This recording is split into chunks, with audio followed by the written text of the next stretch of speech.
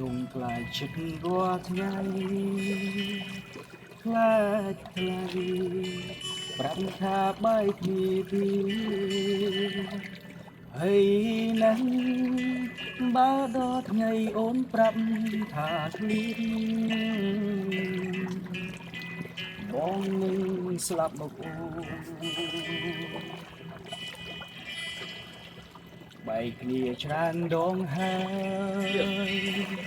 ប្រានប្រៃបងអងវសុំជួត្រូវគ្នាបងប្រយ័ត្នសំដីក្រុមព្រីខ្លាចអូនខំសំបាយទឹកភ្នែកហូរស្រំបងយករស់រាត្រីគុំមានប្រយោគមិនហ៊ានថាស្ដីប្រាប់ស្រីអន់ចិត្តថ្លៃស្ដាយចិត្តតែស្នេហ៍បងស្នេហ៍អូនរឹតច្រើន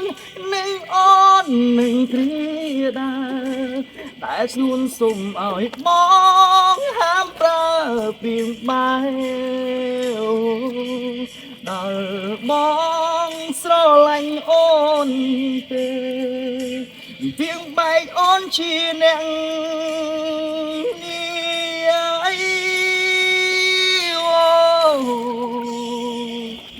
បងជាព្រំដែលអន់ចេះយំ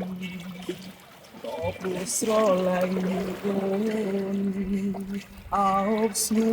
នតែខ្លាចគ្រានោះមិនបានយូរអូនបដូរលែងត្រូវការ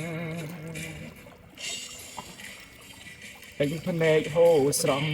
បងយោមរស់រាត្រីគុំមានប្រយោជន៍មិនហ៊ានថាស្ដីប្រាប់ស្រីអន់ចិត្តថ្លៃស្ដាយចិត្តតែស្នេហ៍បងស្នេហ៍អូនរឹកច្រើននឹងអូននឹងគ្រាដែរស្នួនសុំឲ្យបងហាមប្រើពីងបែដល់បងស្រឡាញ់អូនទេពីងបែកអូនជាអ្នកនេះ